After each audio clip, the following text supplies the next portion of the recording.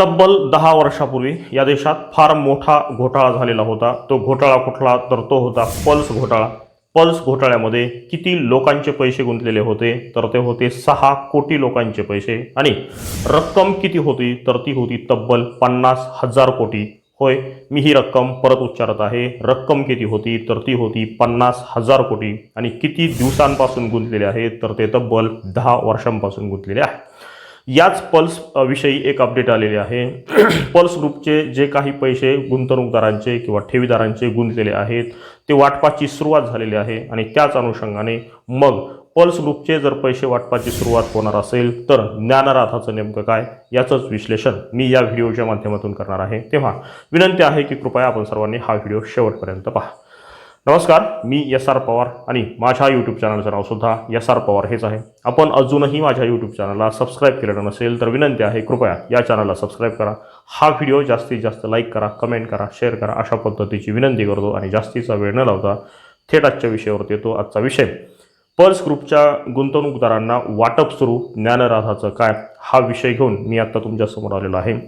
जवळपास 10 वर्षापूर्वी म्हणजे 2014च्या अगोदर हा संपूर्ण घोटाळा झालेला होता.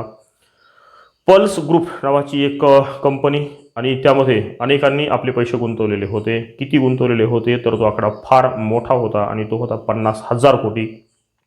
किती लोकांचे पैसे गुंतलेले आहेत तर ते आहेत 6 कोटी गुंतवणूकदारांचे पैसे गुंतलेले आहेत. कशा पद्धतीने गुंतवले गेले होते तर कंपनी म्हणजे पल्स ग्रुप मोबदला घेऊन किंवा पैसे घेऊन लोकांच्या नावे भूखंड करणार होते.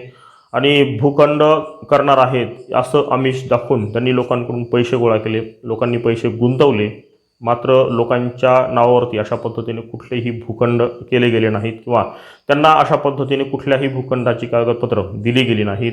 आणि जेव्हा जनतेच्या हे लक्षात आलं, ठेवीदारांच्या हे लक्षात आलं किंवा गुंतवणूकदारांच्या लक्षात आलं, तेव्हा त्यांच्या असं लक्षात आलं की ही आपली फसवणूक झालेली आहे, हा फार मोठा घोटाळा झालेला आहे. आणि ही जी कंपनी होती पल्स ग्रुप नावाची, यांनी पैसे गोळा केल्याच्या नंतर हे पैसे कुठे जमा केले तर ते विदेशात नेऊन ठेवले. आणि हे पैसे किती दिवस गोळा करत होते तर ते तब्बल 18 वर्ष गोळा करत होते.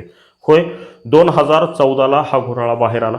2014ला खरं म्हणजे त्याच्यावरती पहिला FIR दाखल झाला. मात्र त्याच्या अगोदर जवळपास 18 वर्ष पैसे गोळा करणं सुरू होतं, लोकांकडून पैसे गोळा केले जात होते.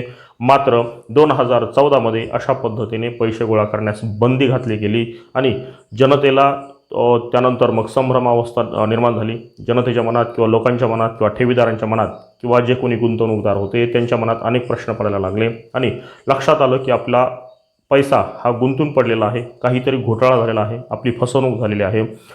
ज्या कंपनीने हा पैसा गोळा केलेला होता त्यांनी एकतर या देशात भारत देशातही काही ठिकाणी गुंतवणूक केली आणि काही विदेशातही गुंतवणूक केलेली होती. त्यातलं प्रमुख ठिकाण होतं दुबई. दुबईमध्ये काही हॉटेल्स खरेदी केली गेली, त्याचबरोबर काही रिसॉर्ट्स खरेदी केले गेले. आणि त्याचबरोबर फक्त दुबईच नव्हे तर ऑस्ट्रेलियामध्ये सुद्धा फार मोठी संपत्ती त्या ठिकाणी खरेदी केली गेली. ज्या पैशातून खरेदी केली गेली तो पैसा गोरगरीब जनतेचा होता, गोरगरीब लोकांचा होता, गुंतवणूकदारांचा होता. आणि याच गुंतवणूकदारांना तुम्हाला आम्ही काही भूखंड देणार आहोत किंवा तुमच्या नावे काही भूखंड करणार आहोत अशा पद्धतीचं आमिष दाखवून त्यांच्याकडून हा पैसा उकळला गेला. तब्बल 18 वर्ष हा पैसा गोळा केला गेला. त्यानंतर मग CBI पुढे आलं. CBIने तपास करण्याचा प्रयत्न केला. ED पुढे आलं. EDने तपास केला. अनेक संपत्ती, अनेक प्रॉपर्टीज जप्त केलेल्या आहेत. काही हजारो कोटी रुपयांच्या प्रॉपर्टीज या ग्रुपच्या पल्स ग्रुपच्या जप्त केलेल्या आहेत. त्यातील प्रामुख्याने दुबईमधील हॉटेल रिसॉर्ट जप्त केलेलं आहे. त्याचबरोबर ऑस्ट्रेलियामधील तब्बल 462 कोटींची संपत्ती, 2 ठिकाणची संपत्ती ही सुद्धा जप्त केलेली आहे. आणि अशा पद्धतीने EDने या संपत्ती जप्त केल्याच्या नंतर, त्याची विक्री केल्याच्या नंतर आता काही दिवसामध्ये त्या रकमा परत करण्याची प्रक्रिया सुरू होणार आहे. अशा पद्धतीची अपडेट अनेक माध्यमांमधून आलेली आहे, अनेक वर्तमानपत्रामध्ये छापून आलेली आहे. आपण जर सर्च केलं, गुगलवर जर सर्च केलं तर आपल्याला सुद्धा अशा पद्धतीच्या अपडेट्स तुमच्यापर्यंत सुद्धा पोहोचतील. याच अपडेट मी तुमच्यापर्यंत घेऊन आलेलो आहे. जर पल्स ग्रुपच्या ज्या गुंतवणूकदारांची फसवणूक झालेली होती त्यांच्या रकमा आता परत मिळणार असतील तर मग ज्ञानराथाच्या का मिळू नयेत किंवा ज्या पद्धतीने पल्समध्ये ज्या हजारो लोक कोट्यवधी लोकांचे पैसे गुंतलेले आहेत, 50,000 कोटी रुपये गुंतलेले आहेत आणि ते परत मिळायला आता सुरुवात होणार आहे. अगदी त्याच पद्धतीने हा एक ज्ञानराजाच्या गुंतवणूकदारांसाठी किंवा ठेवीदारांसाठी ही एक दिलासादायक बातमी आहे. आणि जर पल्स ग्रुपचे पैसे जर मिळणार असतील तर ज्ञानराधाचेही पैसे मिळतील असा विश्वास आता निर्माण झालेला आहे. थोडा वेळ लागेल, वेळ तर लागणार आहे, कारण काही संपत्ती ज्ञानराधाची सुद्धा जप्त केलेली आहे. मात्र अजूनही अनेक प्रॉपर्टीज अशा आहेत की अजून जप्त व्हायच्या आहेत, जप्त करायच्या आहेत. जप्त केल्याच्या नंतर त्याची विक्री होणार आहे.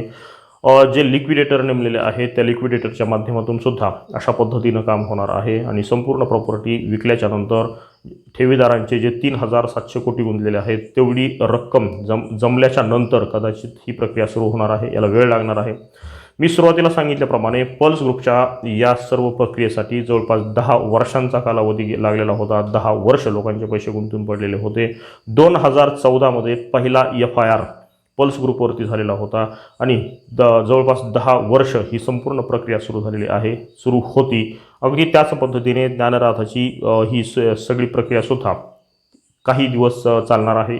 लगेचच्या लगेच अगदी सहजपणे ती होणार नाही. त्यालासुद्धा थोडासा वेळ लागणार आहे. ईडीने त्या पद्धतीने पावलं उचलायला सुरुवात केलेली आहेत.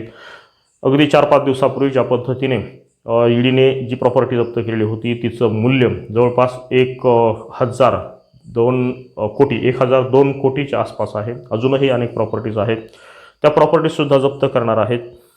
तुमच्या माहितीतील अशा कुठल्या कुठल्या प्रॉपर्टी आहेत त्या जर या व्हिडिओच्या माध्यमातून जर टाकल्या तर त्याविषयीची माहिती इतरांनासुद्धा मिळण्यास मदत होईल. आणि या पद्धतीने जर पल्सप्रमाणे जर पल्सची जी कारवाई सुरू आहे आणि पल्समध्ये गुंतलेले पैसे आता वाटपाला सुरुवात होणार आहे, झालेली आहे, तर अगदी त्याच पद्धतीने आपलीसुद्धा किंवा ज्ञानराधाची परिस्थितीसुद्धा बदलेन आणि एक आशादायक चित्र किंवा वातावरण निर्माण होईल. आणि हे संपूर्ण प्रकरण निश्चितपणे ज्ञानराधांच्या ठेवीदारांसाठी दिलासादायक आहे. अशा पद्धतीची ही अपडेट मी तुमच्यापर्यंत घेऊन आलेलो आहे. ज्ञानराधाच्या बाबतीतल्या अपडेट मी देणारच आहे. मात्र याच्या अनुषंगाने इतरही काही घटना घडत आहेत ज्या पॉझिटिव्ह आहेत, ज्या सकारात्मक आहेत. अशाही गोष्टींचा उहापोह करण्यासाठी मी हा व्हिडिओ बनवलेला आहे. माझा हा प्रयत्न आपल्याला खरोखर आवडलेला असेल तर विनंती आहे, कृपया या चॅनलला सबस्क्राईब करा. हा व्हिडिओ जास्तीत जास्त लाईक करा, कमेंट करा, शेअर करा. अशा पद्धतीची विनंती करतो आणि या ठिकाणी थांबतो. धन्यवाद.